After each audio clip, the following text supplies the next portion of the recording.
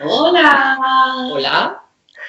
Bienvenidos a todos a Vis a Vis Virtual. Y aquí está Sandra Gallego, Itziar Castro, Magui Cibantos y yo, Iván Escobar. Y bueno, vamos a hablar un poquito, vamos a conversar de Vis a Vis, vamos a hablar de impresiones y bueno, vamos a saludar a nuestros fans, a nuestros espectadores de Vis a Vis, porque el día 20 se estrena esto en Fox. Y wow, a mí al menos me tiemblan todavía un poquito las piernas. Es la 5ª temporada, creo que ya hemos tenido experiencias en esto, pero Magui, ¿tú cómo lo estás viviendo? Es decir, en esta especie de distopía en la que nos hemos plantado confinados en casa, ¿cómo vives esta presentación, este estreno, sin fotocall, sin cine, sin nada? Es todo muy raro, pero a la vez es como muy íntimo, porque al final, y no porque esté en casa, sino porque sientes que, bueno, siento que hay más expectación, fíjate, no sé por qué, o a lo mejor son mis sentimientos, ¿no? Que lo espero más que nunca, pero sí es cierto que está siendo la presentación rarísima, pero a la vez hay algo bonito, no sé, hay algo curioso, que es la sensación de que es todo más personal, porque como no estás allí, te atreves a hablar de una forma más personal y a mí se me ha escapado algún spoiler que normalmente no se me escapa. Madre mía. Si es que... Me parece una reflexión preciosa, Magui, porque realmente casi es una mirada desde el optimismo de, efectivamente, tiene algo como de más íntimo, ¿no? Y Itziar, ¿tú cómo lo vives? Tú, además, estamos comentando antes de entrar en el aire de que tú eres la persona que más experiencia tienes. Yo te sigo en alguna red social, tienes una presencia brutal. ¿Para ti esto es algo como más común? Pero es que eso es culpa vuestra. A mí me habéis escrito que Goya tiene una novia Z y yo, como soy así de ponerme hasta la carne en el asador, toda la carne, pues me he puesto también a su nivel. Soy Z a tope. Tengo hasta TikTok, o sea que sí, estoy ahí a tope con las redes, pero es que es la ventanita al mundo, ¿no? Esto de aquí es la ventanita, mírame qué bonito es además, es la ventanita al mundo, o sea, es el hecho de estar conectada con la gente que quieres y que por desgracia tienes lejos. Y entonces, yo creo que tienes razón, Magui, hay mucha expectativa y hay muchas ganas, porque incluso la Marea Amarilla estaba diciendo en Twitter y en Instagram, en todas las redes, que se adelantase el estreno, que no podían aguantar hasta el 20, llevan ya un mes esperando y me parece que sí que hay muchas ganas y mucho interés. Sandra Gallego, directora de 4 capítulos, productora ejecutiva, junto a Miguel Ángel Vivas, directora, que Miguel Ángel evidentemente no puede estar aquí. ¿Tú cómo lo estás viviendo? Porque yo sé que he vivido otros estrenos contigo, lo hemos vivido incluso en fiestas, nos hemos tomado un copazo, hemos disfrutado de los fans, hemos llorado, hemos reído y ahora estamos aquí metidos en pantallitas. Sí, pues la verdad es que yo lo estoy viviendo ahora más tranquila porque ya hemos conseguido organizar el teletrabajo, porque todo esto nos ha pillado en mitad del proceso. Con la serie, afortunadamente la terminamos de rodar, pero no estaba terminada de montar. Entonces, cuando esto se veía venir la nube, como hormiguitas, fuimos haciendo todo lo que teníamos que hacer y entonces yo ahora estoy desde casa terminando de montar los capítulos y haciendo todo en la distancia. Entonces, al principio un poco de angustia, decir, Dios mío, no llegamos, no vamos a poder, pero sí. Lo hemos conseguido, o sea, lo vamos a conseguir, llegaremos, acabaremos. O sea, que única capítulos para contar, ¿eh? Claro. Voy a hacer alguna preguntita de la gente que va entrando en el foro, ¿vale? Que con el hashtag Vis a Vis en Fox, ¿no? ¿Me han dicho? Buena pregunta, no tengo ni idea. Vis a Vis en Fox, hashtag Vis a Vis en Fox, preguntas. Nos van a salir por ahí. Vale, esto es para ti. ¿Qué es lo que has hecho? Bueno, llevo toda la mañana y toda la tarde haciendo entrevistas y me han braseado contigo, con Itziar, con Najwa. Magui, ¿qué es lo que has hecho para poder entender? Fíjate, entender y ponerte en la piel de Macarena. Además, yo me acuerdo, fíjate, la primera conversación que tuve contigo cuando habíamos confirmado una especie de 5ª temporada, quedamos en un bar, tú te ibas a África. Fíjate dónde ha quedado eso. Tú te ibas a África. ¿Dónde han quedado los viajes? Y recuerdo bueno, pues cómo veías tú el personaje, lo tenías clarísimo. Entonces a mí muchas veces me han preguntado esta mañana, bueno, ¿y cómo has escrito esto? Y digo, pues si yo no lo he escrito, yo lo único que he hecho ha sido entrevistarme con las actrices, ver cómo habían creado ya los personajes, qué tenían en la cabeza. Y yo recuerdo que tú tenías el personaje muy claro en esta 5ª temporada y ese viaje hacia dónde iba Macarena. Sí, lo tenía claro por una cuestión que era como muy orgánico, ¿no? El proceso, o sea, creo que al final esta es la consecuencia de las 4 temporadas. Entonces yo no, o sea, lo tenía claro porque había estado claro anteriormente. Entonces al final solamente tenía que tener una evolución lógica de la madurez del personaje. Quiero decir que yo no hice nada, lo hicisteis vosotros y yo recogí los frutos. Y en esa temporada básicamente lo que ha sido un poco confiar en lo que ya estaba escrito y lo que ya se había hecho. Y para mí creo que era como reflexionar sobre el camino que tenía que seguir ella en cuanto a una madurez lógica del paso del tiempo y con todo lo que ella había vivido, dónde tenía que colocarla. Y es un personaje que ha sido muy vapuleado por muchas fuerzas, ¿no? Y al final el único camino posible para mí era el que tuviera esperanza y tuviera más luz. Y con lo que pasa en esta temporada era el motor perfecto y era agarrarme a ello, ¿no?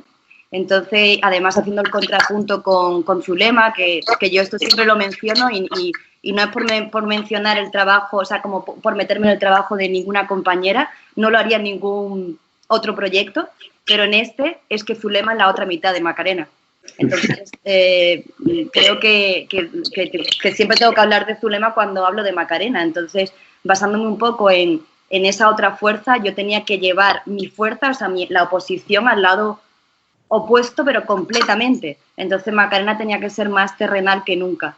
Entonces, básicamente, en esta temporada ha sido reflexionar sobre las anteriores y confiar mucho en lo que ya estaba hecho y en buscar el equilibrio de esas fuerzas.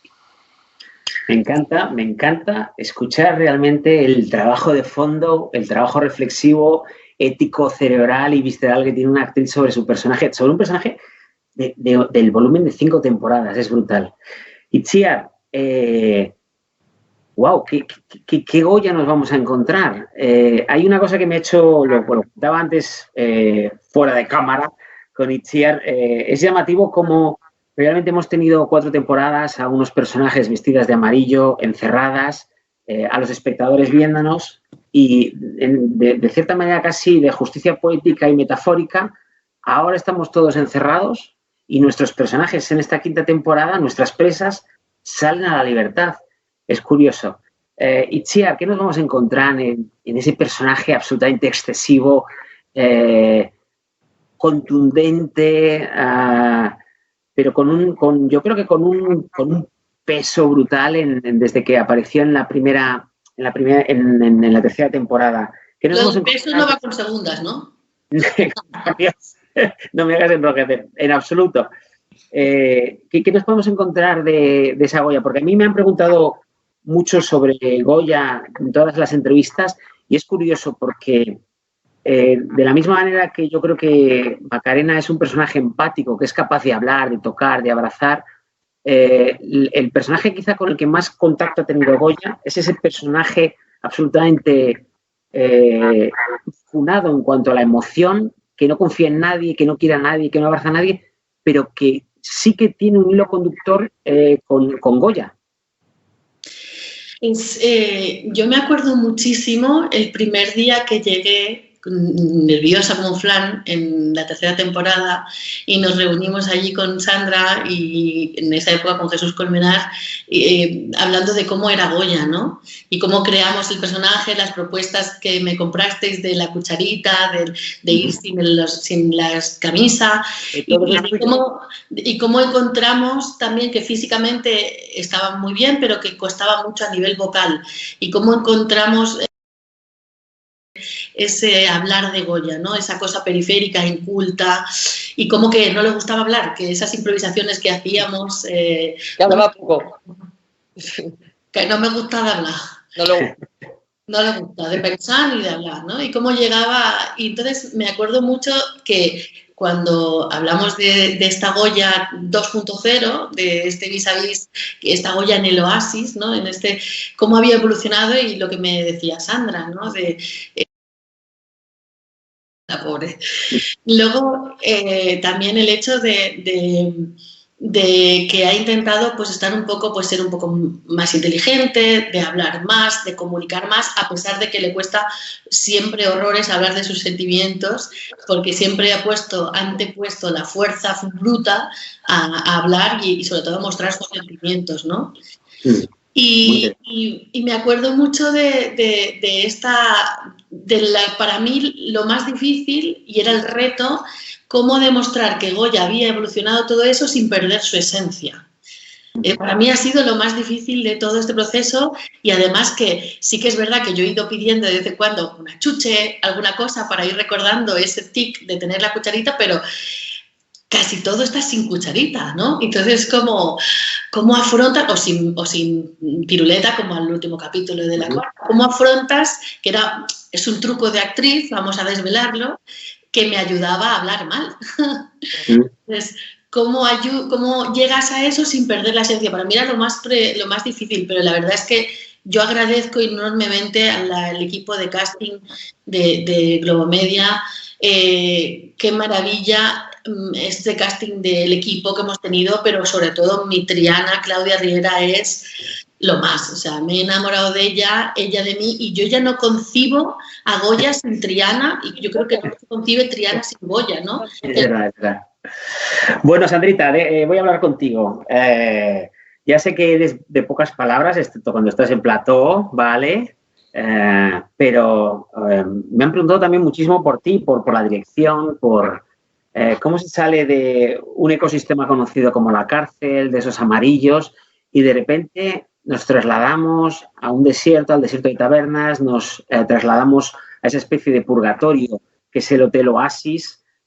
¿Cómo se afronta realmente tener un ADN, unos tiros de cámara, unos tamaños de plano, una idiosincrasia a la hora de meterte en estos personajes? ¿Cómo se traslada de esa cárcel a decir, bueno, nos lanzamos a la piscina en dirección? Y no solo eso, sino que me encargo de grabar 4 capítulos seguidos, 4 capítulos de una serie de 8.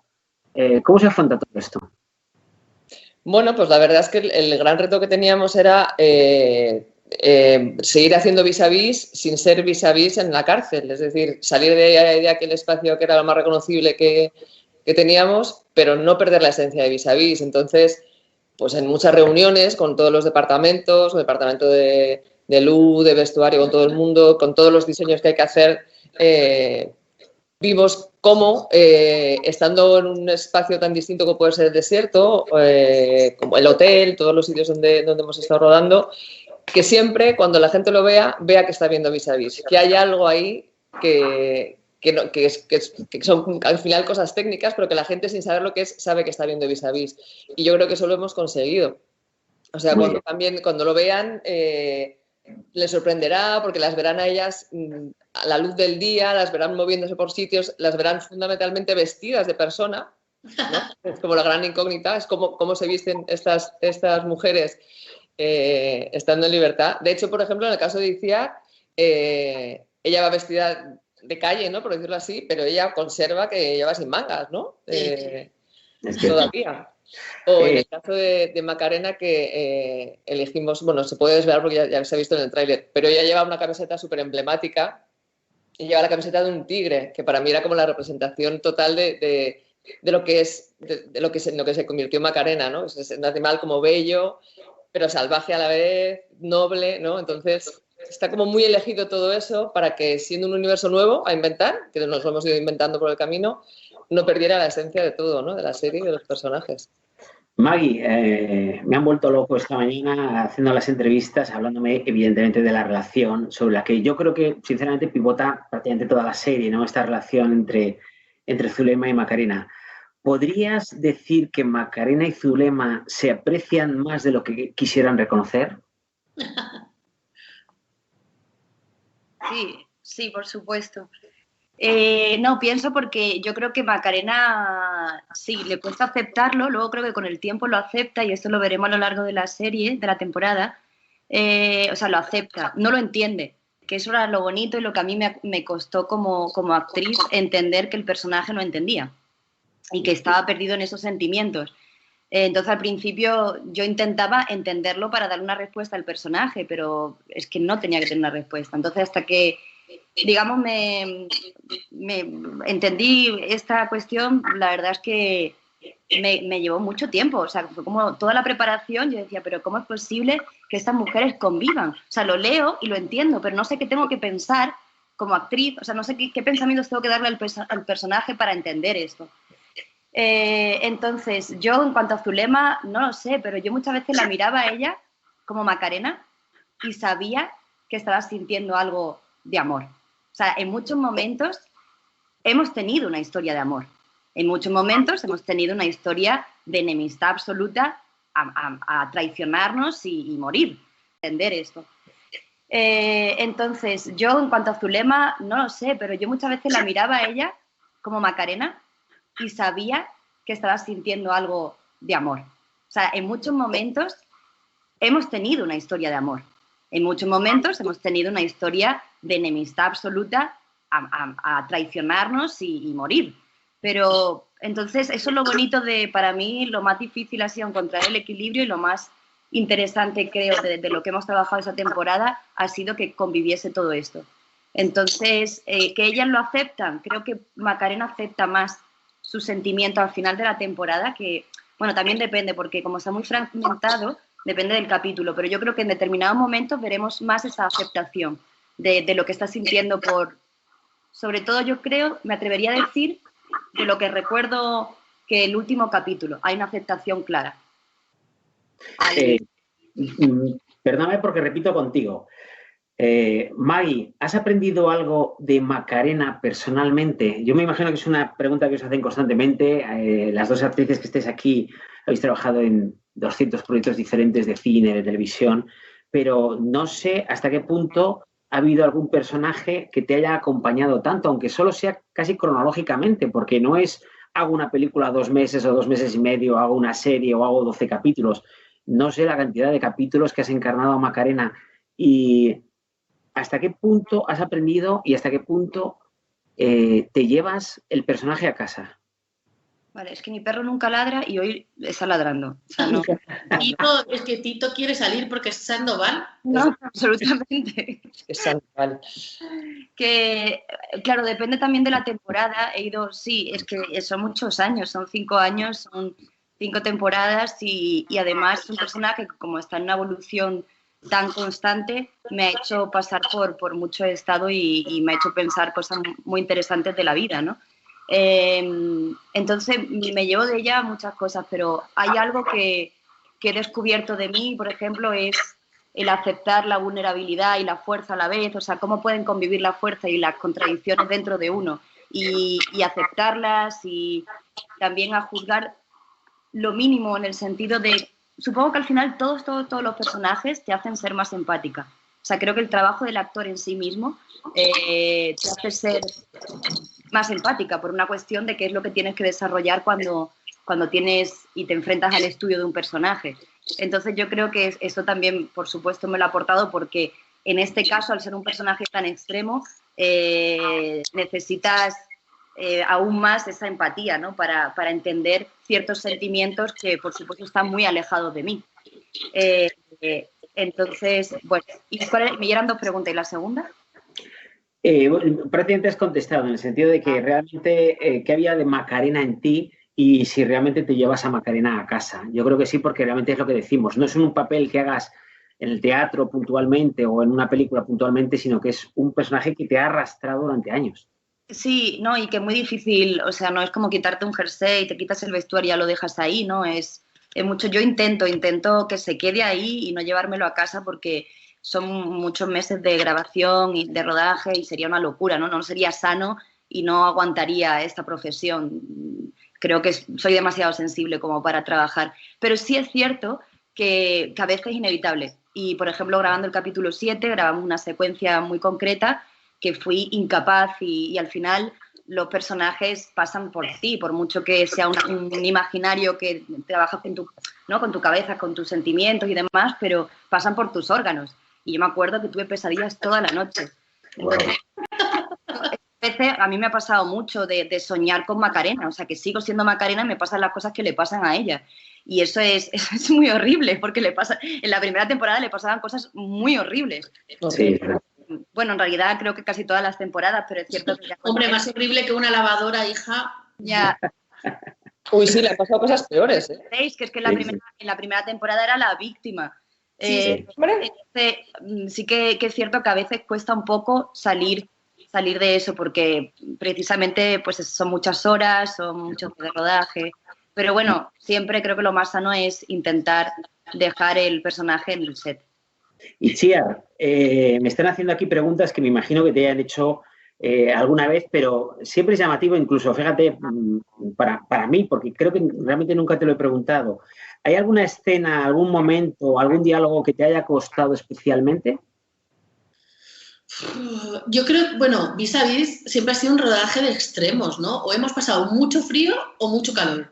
No hay, o sea, no hay término, nunca hemos rodado en primavera, en otoño, no, era frío extremo o calor extremo, ¿no?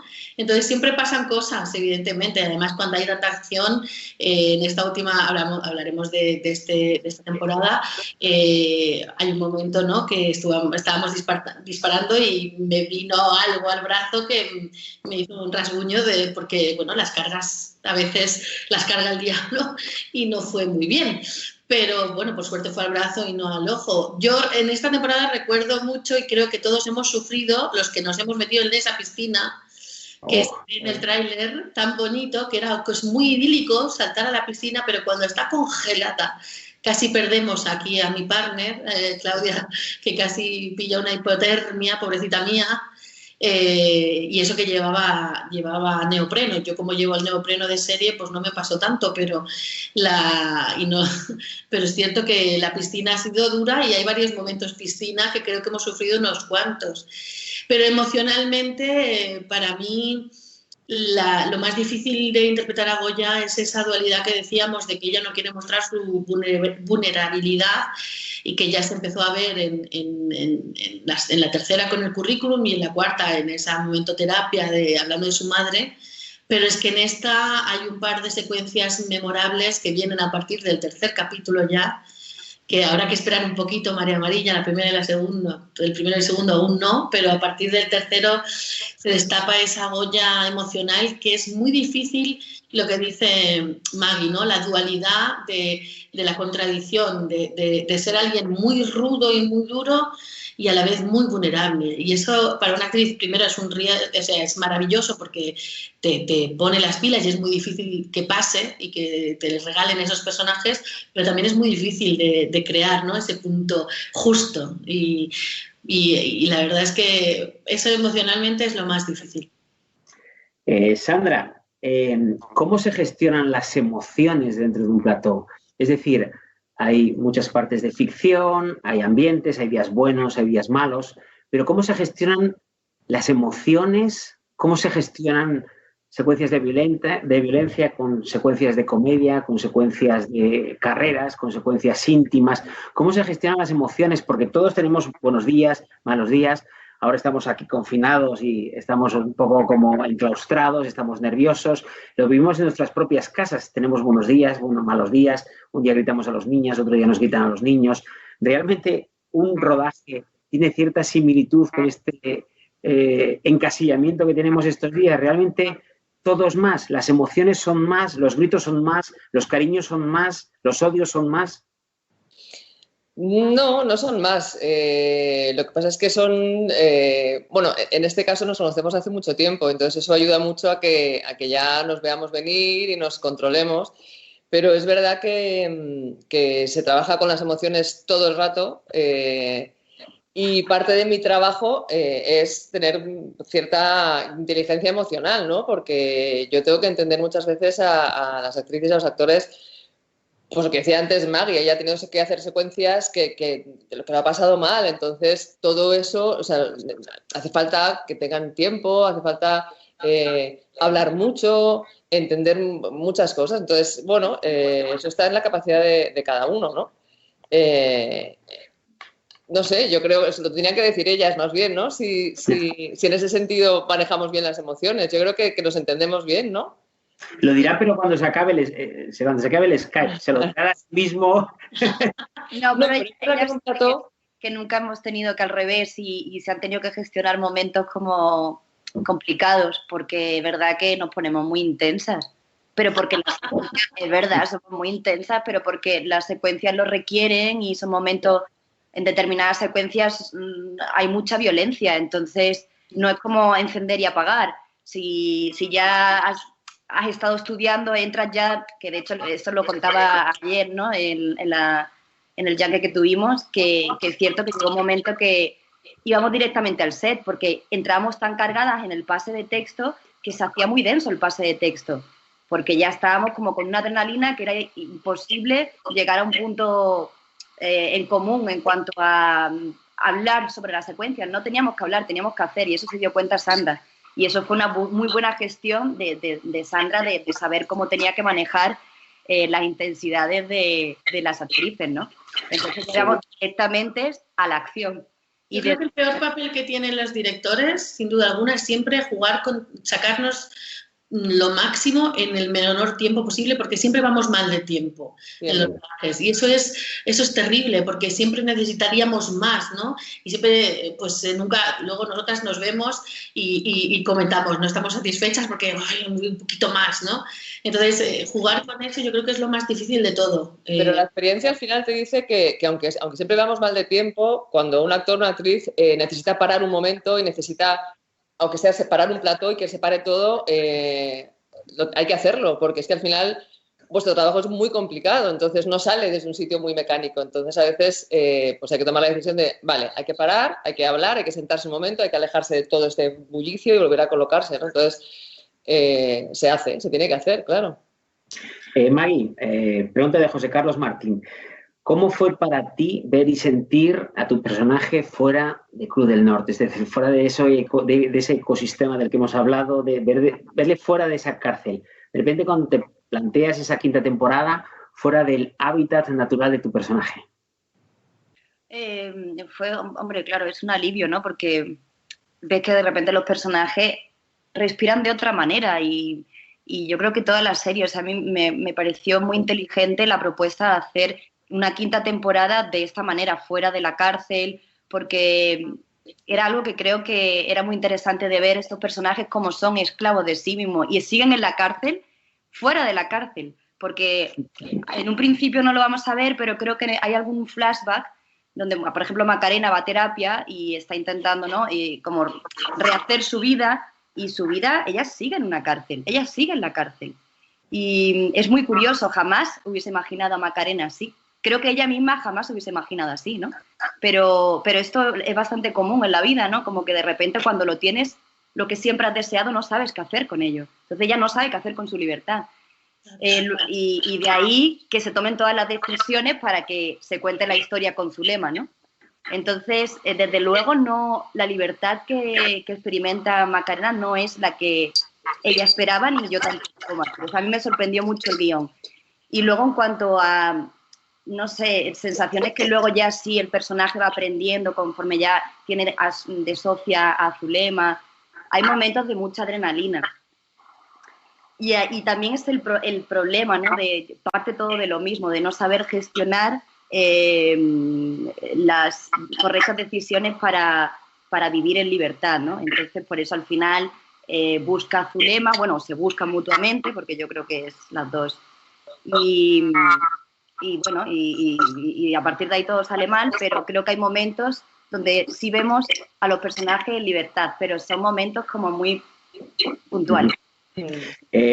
Absolutamente de acuerdo. Es curioso porque yo que he tenido el recorrido de las 5 temporadas de Vis a Vis, es la temporada donde te he visto más absolutamente luminosa. O sea, cada secuencia, claro, yo he visto, y Sandra ha visto mucho más de lo que has visto tú, pero es muy llamativo seguir a tu personaje a lo largo de los capítulos, de estos 8 capítulos de Vis a Vis el Oasis, ver cómo, hostia, desprendes luz. Es una cosa súper llamativa. Itziar, ¿qué te ha parecido la integración de un personaje trans a la serie? A mí me ha fascinado, dicen. Os tengo que decir que hace poco estuve en la Universidad de Nebrija con Abril y, vamos, si hubiese tenido un cuchillo, creo que lo hubiese clavado por dejarle fuera de estos 8 capítulos, porque realmente, más allá de la serie, os adora a todas, adora a los directores, a las directoras, y realmente le hubiese gustado formar parte de este Vis a Vis el Oasis.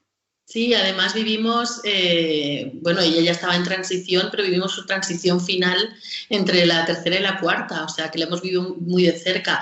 Yo soy súper partidaria y de hecho creo que los personajes trans los deberían protagonizar actores y actrices trans, no cis-heteros. Es una opinión totalmente personal, pero yo soy de las que creo que hay que dar cabida a personajes y a actrices y actores trans que hay muchísimo talento, se está viendo en otras series ahora mismo y creo que Abril es una actriz fantástica, aparte de una guionista y dramaturga estupenda que está arrasando con otras series también que está escribiendo y maravilla, o sea que... Hombre, eso que dices de que lo del cuchillo, o sea, yo creo que debes tener todo el cuerpo lleno de cuchillos por todas las que nos hemos dejado en el camino, porque claro, es la gran pena, ¿no?, de este oasis, pero yo creo que las hemos tenido muy presentes siempre y de hecho con Maggie tenemos chats de cada temporada, tenemos WhatsApp de primera etapa en el que yo no estoy y luego de la segunda etapa y de esta última con las diferentes y hemos estado muy pendientes, estuvieron muy pendientes del rodaje todas. Nos iban escribiendo, han sabido cómo evolucionaba y yo creo que ellas están felices y esperando también que el lunes ver todo eso a pesar de que ya no estén en el elenco, ¿no? Yo tengo que decir humorísticamente que a veces sueño con actrices muertas. Tengo unas cuantas en el zurrón. Sí. ¿Cómo es esto de... hablan sobre todo de realmente dónde te encuentras tú más cómoda? Has grabado diferentes series de todo tipo, tienes un currículum larguísimo como directora. ¿Dónde te encuentras tú más cómoda? ¿En secuencias emocionales, en secuencias de acción, en secuencias de introspección, en secuencias poéticas? ¿Dónde se puede definir a la auténtica Sandra como directora? A mí lo que más me gusta trabajar son las secuencias, como preguntan, como de introspección, ¿no? Las secuencias que requieren de sentarse con los actores e investigar e investigar sobre sus personajes y probar. Eso es lo que más me entretiene. O sea, yo ahí podría estar horas y horas y horas. Nunca tenemos tantas horas para hacerlo, pero para mí es de las secuencias de las que salen cosas más bonitas y sobre todo más inesperadas, porque al final la acción tú la planificas, la piensas de una manera y la ruedas y es como es, ¿no? Además la acción hay que planificarla muy concreta, pero cuando te metes en este otro plano aparecen cosas que tú no piensas porque estás como casi entregado a los actores, ¿no? A lo que ellos te van a dar y a mí me pasa tantas veces de quedarme, como decimos, viendo la tele, ¿no? De estar viendo algo que está creciendo delante de ti y desde luego a mí es lo que más me llena de todo mi trabajo, vamos, sin duda. Maggie, salto a ti. Realmente la gente se cree que constantemente en cada golpe que has recibido, cada caída, cada carrera, has tenido una doble. Un ratón. ¿Cómo llevas todos esos golpetazos, moratones y tarascadas que yo soy consciente que te has llevado? A mí es de lo que más me gusta. Realmente, o sea, me gusta la escena y de hecho creo que en esta temporada hay una combinación muy chula de las escenas más íntimas, más personales y la acción. Yo en esta temporada quizá he tenido un pelín menos de acción, pero ha sido más cañera. Ha hecho cosas que no me había tocado hacer antes. Y he aprendido y lo he disfrutado y he tenido esa adrenalina de hacer, pues eso, nunca había trabajado tanto con fuego. Y a mí, pues el fuego me pone muy nerviosa, pero ya me he hecho un máster, porque fueron como 2 capítulos alrededor del fuego todo el rato. Y luego es cierto que a mí, por ejemplo, me gustan mucho las peleas porque es coreografía y me gusta mucho el movimiento.